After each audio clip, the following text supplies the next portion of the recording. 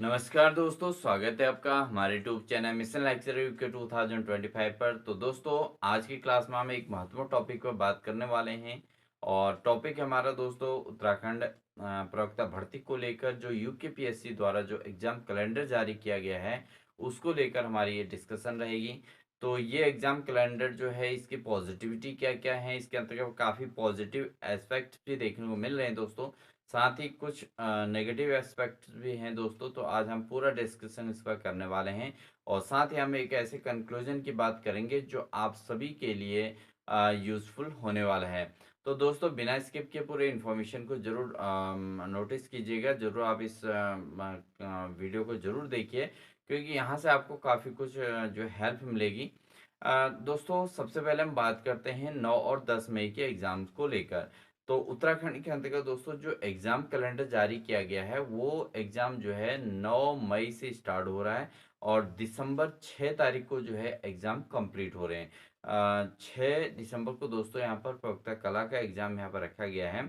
तो कहीं न कहीं यहाँ पर जो है मई, जून, जुलाई, अगस्त, मई, जून, जुलाई, अगस्त, सितंबर, अक्टूबर, नवंबर, दिसंबर 8 महीने में ये एग्ज़ाम पूरे कंप्लीट हो रहे हैं दोस्तों। लगभग 8 महीने का टाइम इसमें आयोग के द्वारा लिया गया है, ठीक है? और सारे सब्जेक्ट्स को इसमें अंदर इंक्लूड किया गया है। बट यहाँ पर अगर हम बात करें दोस्तों 9 और 10 मई के एग्ज़ाम को लेकर, तो 9 और 10 मई के एग्ज़ाम की डेट काफ़ी पहले डिक्लेयर हो चुकी है। फरवरी में एग्ज़ाम डेट डिक्लेयर हो चुकी है। तो जहाँ तक अभी इस एग्ज़ाम डेट आने के बाद कैंडिडेट्स का, बहुत सारे कैंडिडेट्स का ये कहना है कि अगर एग्ज़ाम इतने लंबे समय तक होने थे तो कि फिजिक्स और पॉलिटिकल साइंस का पेपर ही इतनी जल्दी क्यों रखा गया। तो यहाँ पर तो आयोग का साफ साफ है कि भाई जो है फिजिक्स का हो गया और पॉलिटिकल का हो गया, हिंदी का हो गया और हिस्ट्री का हो गया।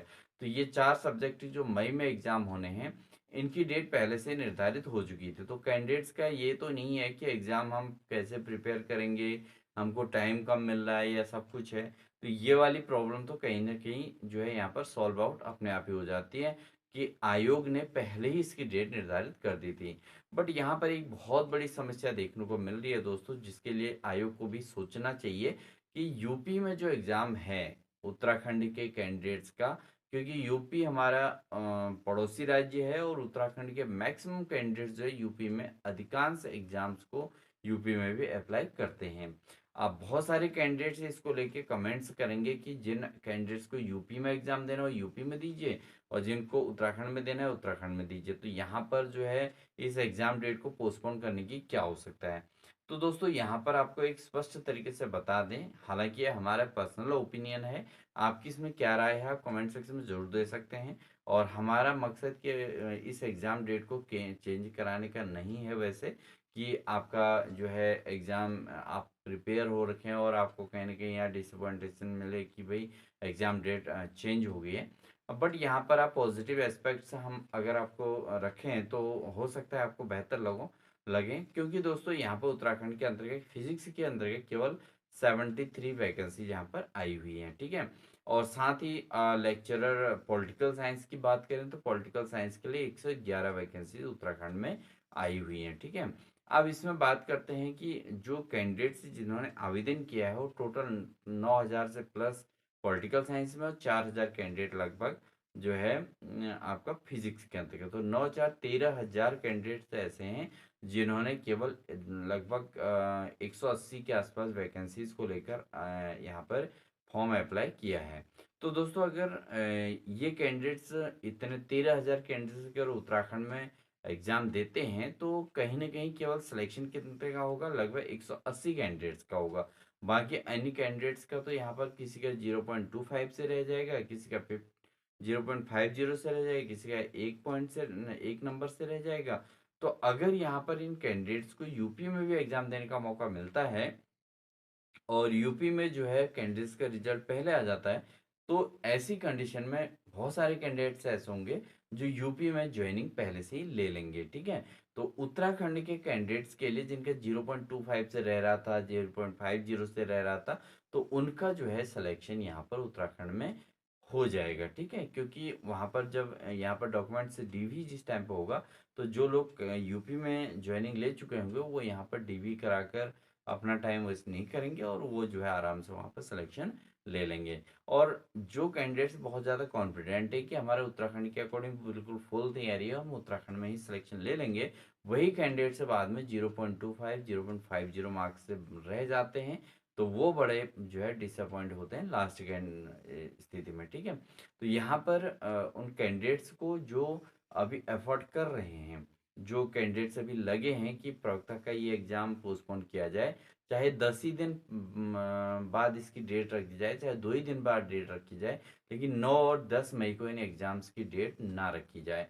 तो उन कैंडिडेट्स का ओपिनियन अगर समझेंगे, उन कैंडिडेट्स का अगर आप थॉट समझेंगे, तो वो यही चाहते हैं कि हमें जॉब कहीं भी मिल जाए, हम कहीं भी करने को तैयार हैं। तो इसका बेनिफिट्स एक को नहीं, सभी कैंडिडेट्स को होगा जिनका जो है तैयारी थोड़ा ठीक-ठाक चल रही है। उन सभी को जो है इसका लाभ मिलेगा। क्योंकि यूपी में सिलेक्शन हो जाए तब बढ़िया, अगर उत्तराखंड में सिलेक्शन हो जाए तब बढ़िया, ठीक है ना? तो कहीं न कहीं एक जगह सिलेक्शन हो जाए और बेरोज़गारी का दंश कम हो जाए। तो इस चीज़ को टारगेट बनाकर अगर आप सभी कैंडिडेट से चल रहे हैं, तो आप उत्तराखंड के अंतर्गत जो ये एग्ज़ाम है, क्योंकि उत्तराखंड के एग्ज़ाम की हम बात इसलिए कर रहे हैं, क्योंकि उत्तराखंड में जो एग्ज़ाम कैलेंडर जारी हुआ था, वो यूपी के कैलेंडर के बाद जारी हुआ था। तो यूपी में तो एग्ज़ाम फिक्स 2 डेट के अंदर कर रखी है, वो सभी सब्जेक्ट की रखी हैं। देखिए उत्तराखंड में केवल 2 ही सब्जेक्ट के कैंडिडेट फँस रहे हैं, बाकी अन्य कैंडिडेट्स यूपी का एग्ज़ाम बहुत आसानी से दे पाएँगे। तो फिज़िक्स और पॉलिटिकल साइंस के कैंडिडेट्स अपना, अगर आप इस चीज़ से एग्री करते हैं कि आपको इसका बेनिफिट भी होने वाला है, तो आप ज़रूर आयोग की वेबसाइट पर अपना जो है यहाँ पर मेल भेज सकते हैं और साथ ही जो है या तो आयोग के कार्यालय में जाके स्वयं मिल के जो है उस डेट को चेंज करने का एफ़र्ट कर सकते हैं। यदि आपको अपनी आवश्यकता लगे, और अगर आपको आवश्यकता नहीं लग रही है, आप चाहते हैं कि 9 मई को ही हमारा एग्ज़ाम हो और 10 मई को ही हमारा एग्ज़ाम हो, तो आप ज़रूर अपनी तैयारी पे कंटिन्यू जुटे रहिए। ठीक है दोस्तों? साथ ही दोस्तों, अब हम बात करते हैं दूसरे टॉपिक को लेकर, क्योंकि उत्तराखंड के अंतर्गत बहुत सारे कैंडिडेट्स ने क्या किया है कि 2-2 3-3 सब्जेक्ट में भी आवेदन किया होगा। ठीक है? तो वहाँ यहाँ पर उत्तराखंड की जो ये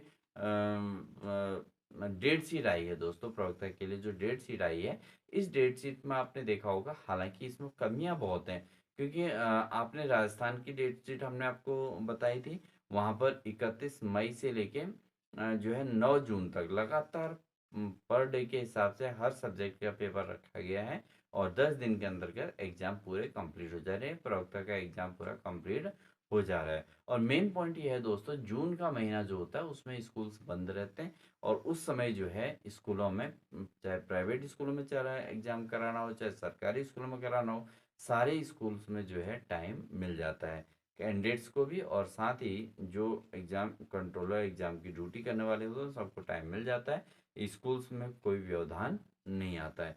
तो ऐसा राजस्थान के आयोग ने किया है और वो बहुत अच्छा एफर्ट है, ठीक है ना? अब उत्तराखंड के आयोग ने क्या किया है दोस्तों कि मई से एग्ज़ाम शुरू कर दिए हैं, दिसंबर तक एग्ज़ाम रखा, और कोई महीने तो ऐसे हैं जिनमें 1 या 2 एग्ज़ाम हो रहे हैं। किसी एक महीने में तो मैं देख रहा था कि 1 ही एग्ज़ाम उसमें हो रहा है। तो कहीं न कहीं ये भी एक जो है तरीका उतना अच्छा नहीं है कि भई प्रवक्ता का एग्ज़ाम हो रहा है और कुछों को जो है आप 9 मई से एग्ज़ाम कराते हो और किसी का 8 महीने बाद एग्ज़ाम करा रहे हो।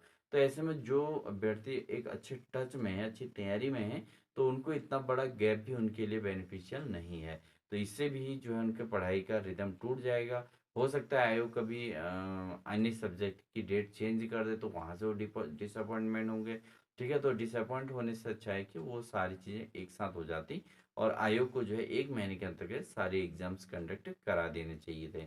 बट आयोग ने कुछ न कुछ सोच के ये जो है टाइम टेबल तैयार किया होगा। और साथ ही दोस्तों, इसमें एक चीज़ और है कि जो इसमें 2 आरक्षित सीट डेट रखी गई हैं, उन 2 आरक्षित जो डेट हैं उसमें हो सकता है आयोग ने फिज़िक्स और पॉलिटिकल साइंस के हिसाब से ही वो डेट आरक्षित रखे हों कि जब आयोग पर जो है कैंडिडेट्स के माँग आएगी कि डेट चेंज करिए, तभी हम उसको चेंज करेंगे।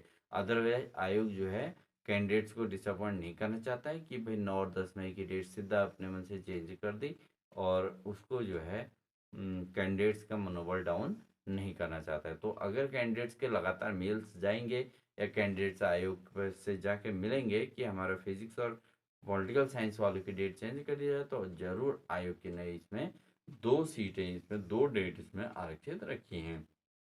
उसका कारण ये सब कुछ भी हो सकता है, क्योंकि आयोग के कर्मचारी भी सोच समझ के डिसीजन ले रहे होंगे दोस्तों, तो उसमें भी हमें ज़्यादा ऑब्जेक्शन नहीं करना चाहिए।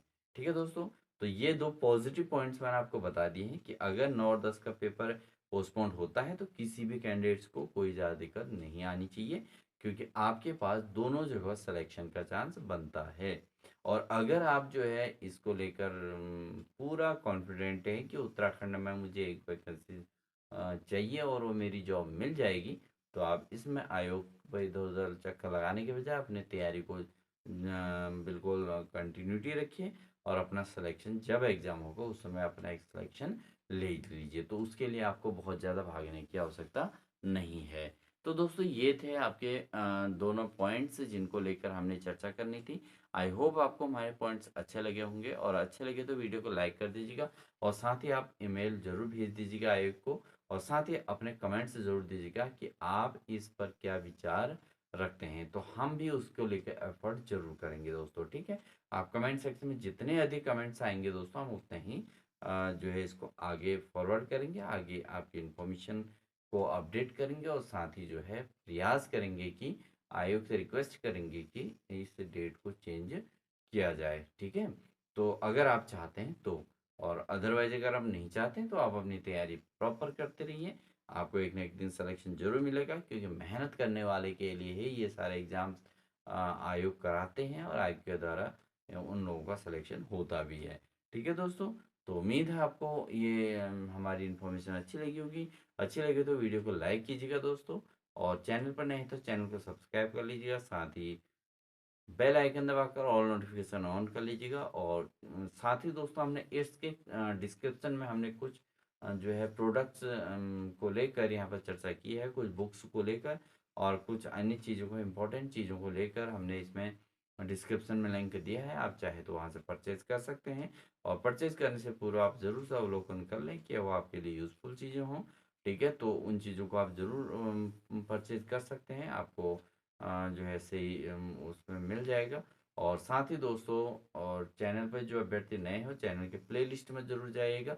हमारे द्वारा प्रवक्ता की तैयारी को लेकर, प्रैक्टिस सेट को लेकर काफ़ी अच्छे अच्छे क्लासेज हमारे चैनल के माध्यम से दी जा रही हैं। आप उनको लगातार वॉच करके अपनी तैयारी को और मजबूती दे सकते हैं। साथ ही जो कैंडिडेट्स पूरा दिन रात एक कर रहे हैं, उन कैंडिडेट्स को हमारी ओर से भी शुभकामनाएं हैं कि आप आगे इसी प्रकार से अपनी तैयारी करते रहें और आप सक्सेस की सीढ़ी को प्राप्त करें। ठीक है दोस्तों, मिलते हैं आपको नेक्स्ट अपडेट के साथ।